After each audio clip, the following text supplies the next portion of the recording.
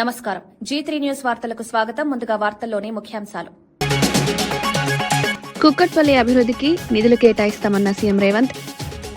అభివృద్ధికి అవసరమైతే అప్పు తీసుకుంటామన్న రేవంత్. వంతెనలు, నాలాలు నిర్మాణానికి నిధులు కేటాయిస్తామన్న సీఎం.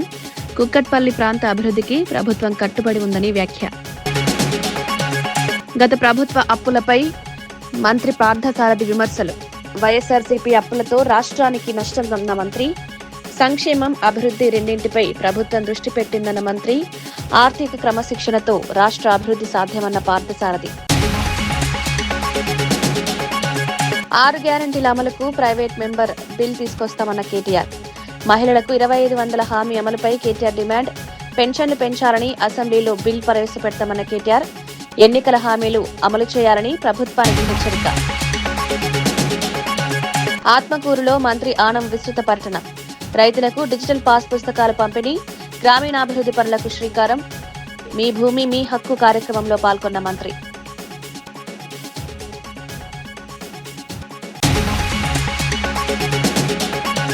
కేటీఆర్ పై ఏఐసీసీ కార్యదర్శి సంపత్ తీవ్ర విమర్శలు. రాజకీయ శైలి మార్చుకోవాలన్న సూచన. బీఆర్ఎస్ పాలనపై సంపత్ కుమార్ ఆరోపణలు. చిల్లర రాజకీయాలు మానుకోవాలని హెచ్చరిక. రాష్ట్రంలో మహిళల ఆర్థిక అభివృద్ధి కోసం సెప్ వ్యవస్థను మరింత బలోపేతం చేస్తున్నామని మంత్రి కొండపల్లి శ్రీనివాసరావు తెలిపారు. విజయనగరం జిల్లాలో జరిగిన కార్యక్రమంలో ఆయన మాట్లాడారు. మహిళల అభివృద్ధికి ప్రభుత్వం పెద్దపీట వేస్తోందన్నారు. విజయనగరం సహా 6 జిల్లాల్లో పైలట్ ప్రాజెక్టుగా ప్రారంభమైన స్వయం సహాయక సంఘాలు ఇప్పుడు దేశానికి ఆదర్శంగా నిలిచాయన్నారు. సీఎం లక్ష్యం 1 ఫ్యామిలీ 1 ఎంటర్ప్రెన్యూర్ అని తెలిపారు. ప్రతి కుటుంబం నుంచి ఒక పారిశ్రామికవేత్త తయారు చేయడమే రాష్ట్ర ప్రభుత్వ లక్ష్యమన్నారు. బ్యాంకుల ద్వారా 92,000 కోట్ల రూపాయల రుణాలు అందించడం ద్వారా మహిళలకు ఆర్థిక బలం చేకూరుతోందన్నారు. డ్వాక్రా రుణాలను సక్రమంగా వినియోగిస్తే మహిళల జీవితాల్లో మార్పు వస్తుందని పేర్కొన్నారు. 10,000 మహిళలతో, అలాగే ప్రతి జిల్లా హెడ్ క్వార్టర్స్లో ఒక 3,000 మహిళలతో, అలాగే ప్రతి నియోజకవర్గంలో కూడా ఒక 5,000 మహిళలతో ఒక మీటింగ్ పెట్టుకొని గౌరవ ముఖ్యమంత్రి గారు మహిళా దినోత్సవం చేయడంతో పాటు ప్రభుత్వం తాలూకా విధి విధానాలు కూడా నేను చెప్పడం జరిగింది. ఎందుకంటే గౌరవ ముఖ్యమంత్రి గారు ఈ సెర్ప్ డిపార్ట్మెంట్ 30 సంవత్సరాల క్రితం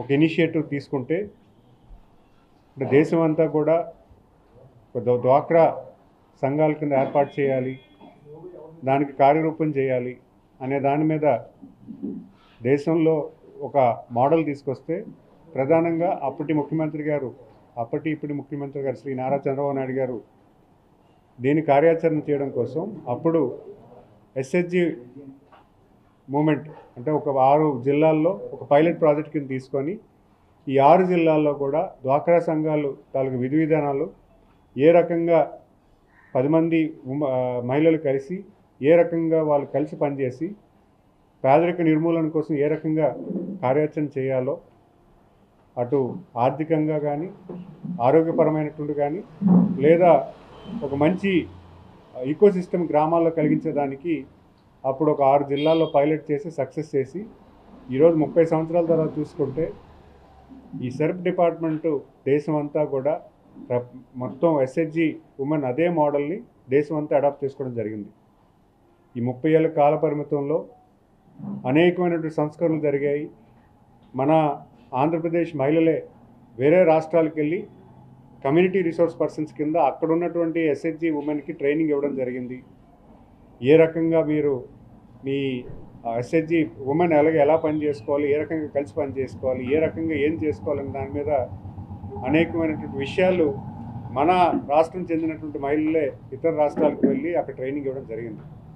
మరి ముఖ్యంగా నేను ఈ ప్రెస్ మీట్ ద్వారా చెప్పేది ఏంటంటే ఈరోజు గౌరవ ముఖ్యమంత్రి గారు కొత్త విధానం కూడా తీసుకొస్తున్నారు. 1 ఫ్యామిలీ 1 ఎంటర్ప్రెన్యూర్ కాన్సెప్ట్ ఏదైతే ఉందో దాన్ని సెర్ప్ డిపార్ట్మెంట్లో కూడా పెద్ద ఎత్తున అలవర్చడానికి కూడా ప్రయత్నం చేస్తున్నారు. ఎందుకంటే ప్రతి మహిళ కూడా ఏదో ఒక లైవ్లీహుడ్ యాక్టివిటీ అంటే గ్రామంలో ఏదో ఒక స్వయం ఉపాధి వచ్చేలాగా ఏదో ఒక కార్యాచరణ చేస్తే కనీసం ఎంతో కొంత ఇన్కమ్ లెవెల్ ఆ ఉమెన్ క్రియేట్ చేయడానికి ఒక కార్యరూపం చేశారు.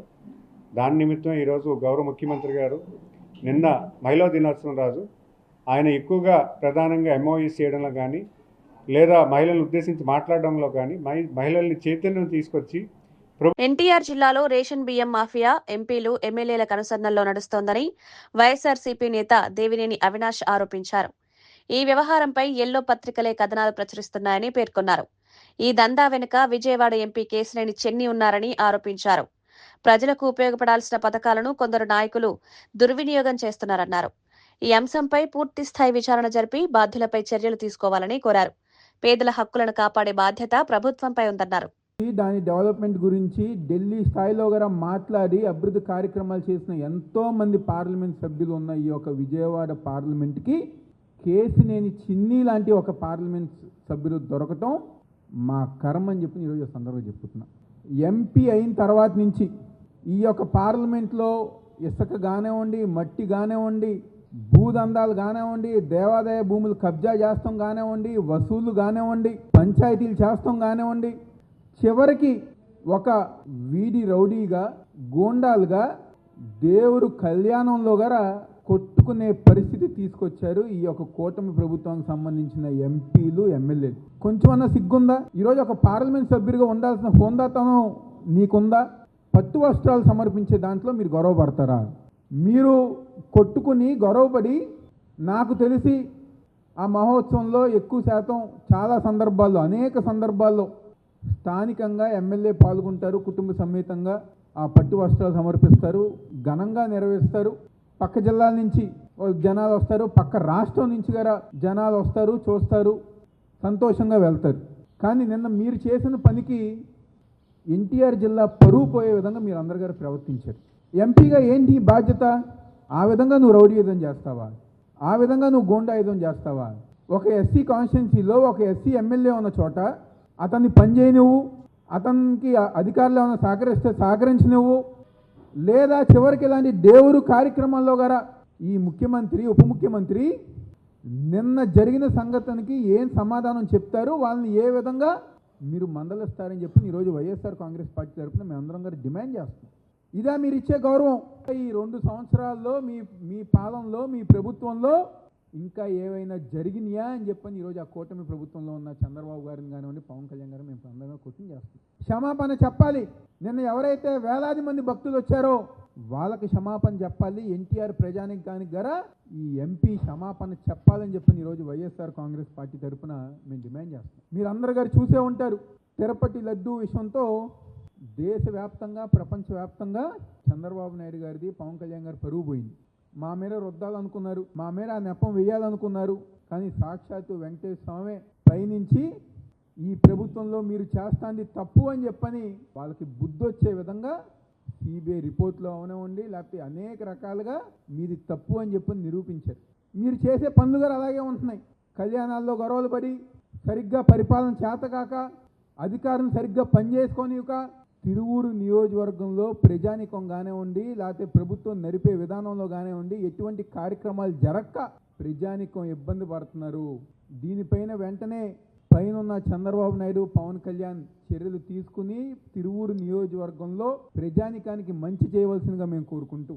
రాజమహేంద్రవరంలో జరిగిన కల్తీపాల ఘటనపై మాజీ ఎంపీ మార్గాని భరత్ స్పందించారు. ఈ ఘటన జరిగి 18 రోజులైనా ప్రభుత్వం స్పందించలేదని విమర్శించారు. ప్రభుత్వం నాటకాలు ఆడటానికి సమయం కేటాయిస్తోందని, కానీ ఘటనపై విచారణకు సమయం లేదన్నారు. ముఖ్యమంత్రి, వైద్య ఆరోగ్య శాఖ మంత్రికి బాధ్యత లేదా అని ప్రశ్నించారు. నిజాలు వెలుగులోకి రావాలంటే సిబిఐ విచారణ జరగాలని డిమాండ్ చేశారు. బాధితులకు న్యాయం చేయాలని, బాధ్యులపై చర్యలు తీసుకోవాలని కోరారు. కల్తీపాలు ఘటన తెలుసుకోవాల్సిన ఇంగిత జ్ఞానం లేదా అని అడుగుతా ఉన్నా. ఇవాళ ఈ కూటమి ప్రభుత్వము ఈ కల్తీపాలు ఘటన కేవలము ఒక యాక్సిడెంట్ గా చిత్రీకరించే కార్యక్రమం చేస్తా ఉన్నారు. ఇక్కడ పేషెంట్స్ తాలూకా పరిస్థితులు తెలుసుకుని చంద్రబాబు నాయుడు గారు రాజమండ్రి వచ్చాడండి. కాకినాడ ఘటన జరిగినప్పుడు ఇక్కడ ఎయిర్పోర్ట్ లో దిగాడు. మరి ఆయన దిగినప్పుడు ఇక్కడికి వచ్చి ఈ కిమ్స్ హాస్పిటల్ కి వచ్చి పేషెంట్స్ ని సందర్శించాల్సిన బాధ్యత ఈయనకి లేదండి ముఖ్యమంత్రిగా? ఇవాళ నేషనల్ ఫోరెన్సిక్ సైన్స్ ల్యాబొరేటరీస్ కి బ్లడ్ శాంపిల్స్ ఎందుకు పంపించలేదని ఇవాళ సూటిగా ప్రశ్నిస్తా ఉన్నాం. మీరేదో ప్రైవేట్ ల్యాబొరేటరీస్ కి, లేకపోతే మీ స్టేట్ గవర్నమెంట్ ఆధీనంలో ఉన్న ల్యాబొరేటరీస్ కి పంపిస్తే నిజం అనేది బయటకు రాదు. ఇవాళ ఈ సంఘటనని సిబిఐకి అప్పచెప్పాల్సిన అవసరం ఉంది. ఏదైతే తిరుపతి లడ్డూలో ఏ రకంగా అయితే సిబిఐకి అప్పచెప్పిన తర్వాత వాస్తవాలు ఏ రకంగా అయితే బయటకు వచ్చినాయో ఖచ్చితంగా కల్తీపాలు ఘటనలో కూడా సిబిఐకి అప్పచెప్పితే వాస్తవాలు బయటకు వస్తాయి. ఇది కేవలము ఆ కల్తీపాలు అతను ఆ కలిపేన దాంట్లో యూరియా కలిపాడా, లేకపోతే ఏదైనా ఫార్ములిన్ కలిపాడా, లేకపోతే ప్రొఫెషనల్ రైవల్టీ ప్రకారంగా అతనికి కిట్టన వాళ్ళు ఎవరైనా అందులో పురుగుల మంది ఏమన్నా కలిపారా? కాకినాడ ఘటన ఆ ఫైర్ షాప్ జరిగితే అక్కడ చనిపోయిన వాళ్ళకి 20 లక్షలు ప్రకటించారు. ఏంటి వ్యత్యాసం ఏంటి? ఈ రెండు కూడా గవర్నమెంట్ తప్పిదాల వల్లనే జరిగింది. ఈ ప్రభుత్వం యొక్క నిర్లక్ష్యం వల్లనే జరిగింది. నిజంగా ఎప్పటికప్పుడు ఈ అన్ఆర్గనైజ్ సెక్టర్ ని ఆర్గనైజ్ చేసి ఎప్పటికప్పుడు మానిటర్ చేసి మిల్క్ అనలైజర్స్ ద్వారా దీన్ని గవర్నమెంట్ బాధ్యత తీసుకుని ఉండుంటే ఈ ఘటన జరిగి ఉండేది కాదు కదా. 2023లో మిల్క్ ప్రొక్యూర్మెంట్ యాక్ట్ అని జగన్మోహన్ రెడ్డి గారు అప్పుడు ఒక చట్టం తీసుకుని వచ్చారు. ఆ చట్టం ఇది చెప్తా ఉంది, ఎప్పటికప్పుడు కంటిన్యూస్ మానిటరింగ్ జరగాలి, మిల్క్ అనలైజర్స్ తో దీన్ని అనలైజ్ చేయాలని. నిజంగా గవర్నమెంట్ తలుచుకుంటే చేయలేరనండి ఇవన్నీను. చంటి పిల్లలు 6 మాసాలు సంవత్సరం వయసు ఉన్నవాళ్ళు, ఆ పిల్లలు 18 రోజుల నుంచి మృత్యువుతో పోరాటం చేస్తా ఉన్నారు. ఎంత అన్యాయం అండి. నేను ఇదే కూటమి పెద్దలను అడుగుతా ఉన్నా, మీ ఇంట్లోనే మీ కుటుంబ సభ్యుల్లోనే చిన్నారులకి ఈ రకంగా జరిగితే మీరు ఈ తరహాలో ప్రవర్తిస్తారా అని అడుగుతా ఉన్నా. ఇది ఒక బయటికి రాకూడదు అని చెప్పి రోజుకు ఒక డెత్ చూపిస్తా ఉన్నారు. అంటే ఒక్కసారి నిజంగా మాకు అనుమానాలు ఉన్నాయి.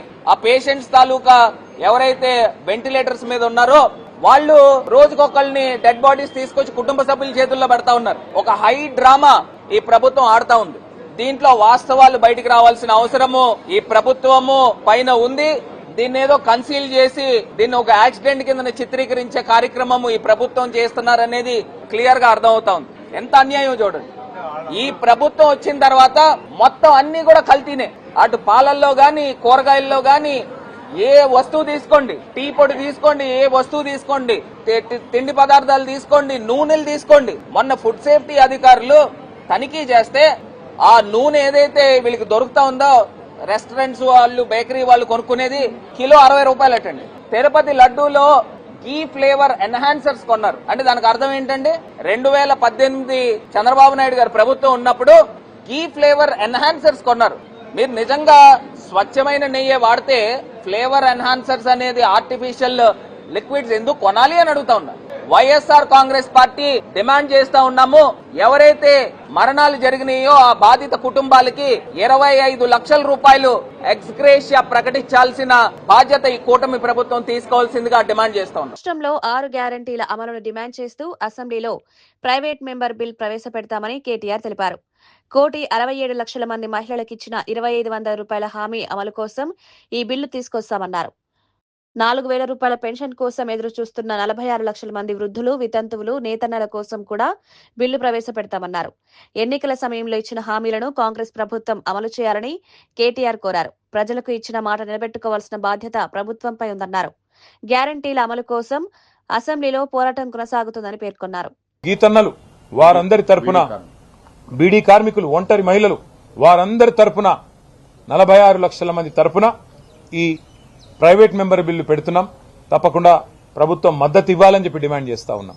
అట్లాగే వారు చెప్పారు దివ్యాంగుల విషయంలో 6,000 పెన్షన్ ఇస్తామని చెప్పారు.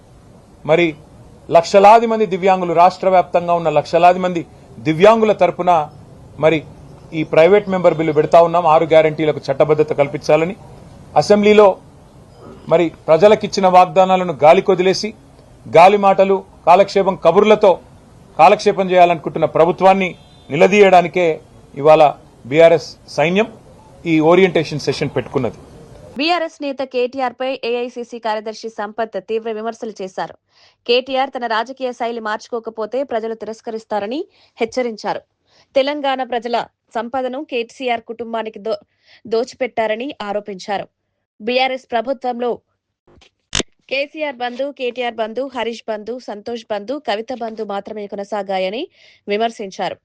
మీడియా హెడ్లైన్స్ కోసం మాత్రమే కేటీఆర్ వ్యాఖ్యలు చేస్తున్నారన్నారు. రాష్ట్ర రాజకీయాల్లో నీచ రాజకీయాలకు కేటీఆర్ పాల్పడుతున్నారని సంపత్ ఆరోపించారు. మా ముఖ్యమంత్రికి ఎట్లా భరిస్తున్నాడో ఏమో, రోజు పేపర్ చూస్తే పచ్చి నిజాన్ని అబద్ధంగా, పచ్చి అబద్ధాన్ని నిజంగా రోజు ఏదో ఒకదాన్ని మాయామచ్చిందర చేసి చూపించడానికి ప్రయత్నం చేస్తూ ఉన్నారు. మొక్కాల దండం పెట్టాలి గౌరవ ముఖ్యమంత్రి. రోజు అన్ని ఎదుర్కొంటూ కూడా నిటారుగా నిలబడి నికార్సైనటువంటి ముఖ్యమంత్రిగా అన్ని వర్గాల ప్రజల సంక్షేమం కొరకు, తెలంగాణ రాష్ట్ర అభివృద్ధి కొరకు, సర్వతోముఖాభివృద్ధి చెందినటువంటి తెలంగాణ రాష్ట్ర ఆవిర్భావం కొరకు 24/7 పనిచేస్తూ అన్ని వర్గాల ప్రజల ఆదరాభిమానాలు చురుగొంటూ ముందుకొస్తున్న సందర్భానికి మొక్కాలి నిజంగా మా ముఖ్యమంత్రికి. కానీ ఇదే ఇట్లే రిపీట్ చేస్తే అదే 42 లక్షల మంది కార్యకర్తలు ఎవరైతే గాంధీ కుటుంబానికి అండగా ఉండడానికి ప్రయత్నం చేస్తూ ఉన్నారో వాళ్ళే ఒకవేళ తెగబడితే, వాళ్ళే ఒకవేళ తిరగబడితే ఏ రకంగా ఉంటుందో పరిస్థితి ఆలోచన చేయండి.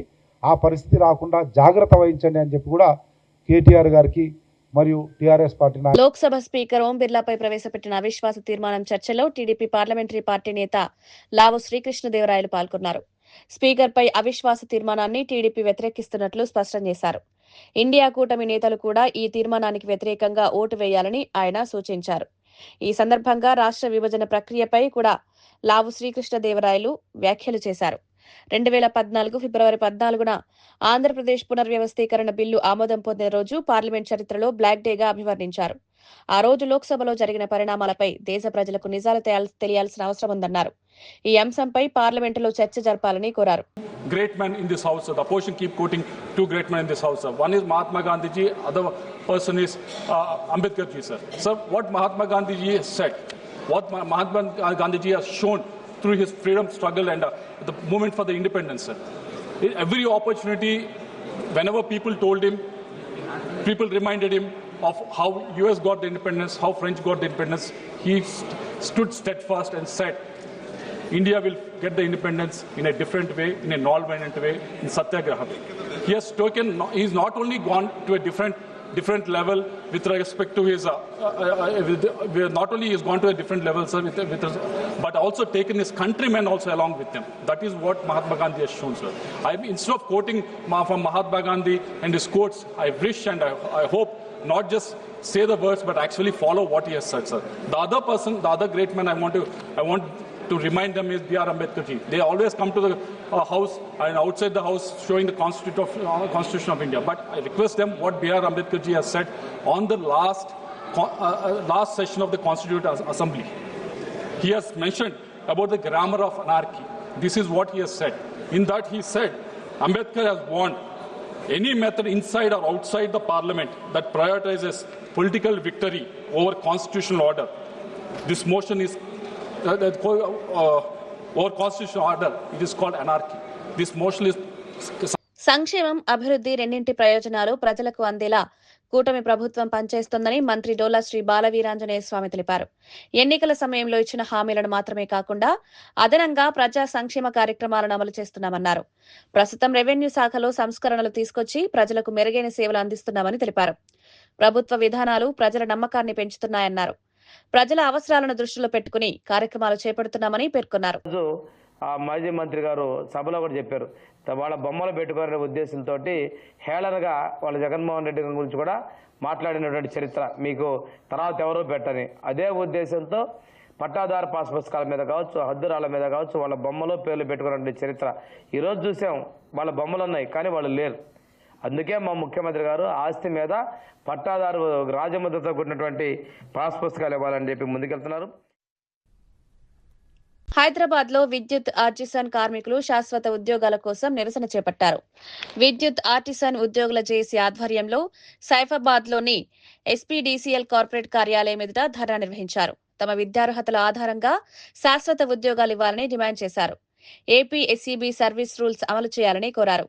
పెద్ద సంఖ్యలో కార్మికులు పాల్గొనడంతో ట్రాఫిక్ సమస్యలు తలెత్తాయి. పరిస్థితిని అదుపులో ఉంచేందుకు పోలీసులు సచివాలయం నుండి మింట్ కాంపౌండ్ వరకు రోడ్డును మూసివేశారు. నిరసనలో పాల్గొన్న కార్మికులు తమ సమస్యలను పరిష్కరించాలని ప్రభుత్వాన్ని డిమాండ్ చేశారు.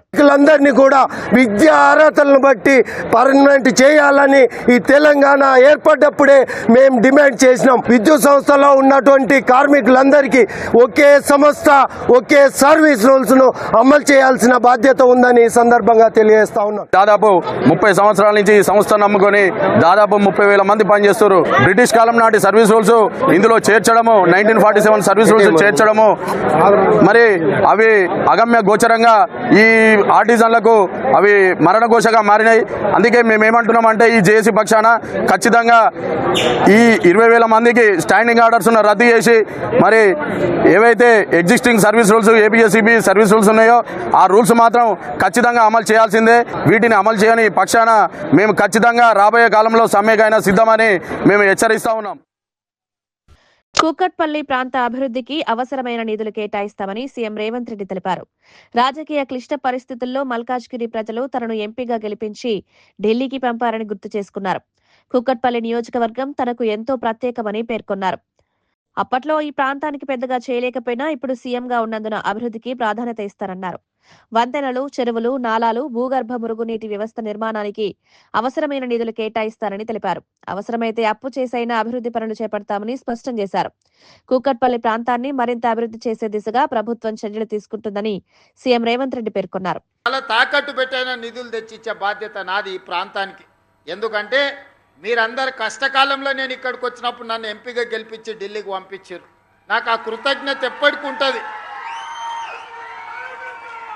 కష్టంలో ఉన్నప్పుడు నన్ను నిలబెట్టిండ్రు. రాజకీయంగా నేను ఇబ్బందిని ఎదుర్కొంటున్నప్పుడు నన్ను మీరందరూ అండగా నిలబడి నన్ను నిలబెట్టిండ్రు. నన్ను నిలబెట్టిన మీకు సేవ చేసే అవకాశం ఈరోజు నాకు దక్కింది. కాబట్టి ఈ ప్రాంతానికి రాజకీయాలకు అతీతంగా నేను అభివృద్ధి కార్యక్రమాలు చేస్తా. మంచి అధికారులను నియమించిన బాగా పని చేయించుకోండి. ఏం కావాలన్నా నన్ను అడగండి. వార్తలు ముగించే ముందు ముఖ్యాంశాలు మరోసారి. కుక్కట్పల్లి అభివృద్ధికి నిధులు కేటాయిస్తామన్న సీఎం రేవంత్. అభివృద్ధికి అవసరమైతే అప్పు తీసుకుంటామన్న రేవంత్. వంతెనలు, నాలాలు నిర్మాణానికి నిధులు కేటాయిస్తామన్న సీఎం. కుక్కట్పల్లి ప్రాంత అభివృద్ధికి ప్రభుత్వం కట్టుబడి ఉందని వ్యాఖ్య. గత ప్రభుత్వ అప్పులపై మంత్రి పార్థసారథి విమర్శలు. వైఎస్ఆర్సీపీ అప్పులతో రాష్ట్రానికి నష్టమన్న మంత్రి. సంక్షేమం, అభివృద్ధి రెండింటిపై ప్రభుత్వం దృష్టి పెట్టిందన్న మంత్రి. ఆర్థిక క్రమశిక్షణతో రాష్ట్ర అభివృద్ధి సాధ్యమన్న పార్థసారథి. 6 గ్యారంటీల అమలుకు ప్రైవేట్ మెంబర్ బిల్ తీసుకొస్తామన్న కేటీఆర్. మహిళలకు 2,500 హామీ అమలుపై కేటీఆర్ డిమాండ్. పెన్షన్లు పెంచాలని అసెంబ్లీలో బిల్ ప్రవేశపెడతామన్న కేటీఆర్. ఎన్నికల హామీలు అమలు చేయాలని ప్రభుత్వానికి హెచ్చరిక. ఆత్మకూరులో మంత్రి ఆనం విస్తృత పర్యటన. రైతులకు డిజిటల్ పాస్ పుస్తకాల పంపిణీ. గ్రామీణాభివృద్ధి పనులకు శ్రీకారం. మీ భూమి మీ హక్కు కార్యక్రమంలో పాల్గొన్న మంత్రి.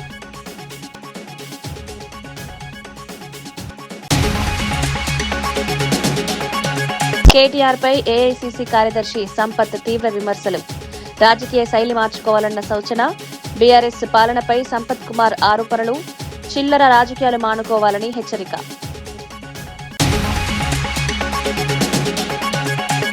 ఇవి ఈనాటి వార్తా విశేషాలు. మరో బులెటిన్లో మళ్ళీ కలుద్దాం. నమస్కారం.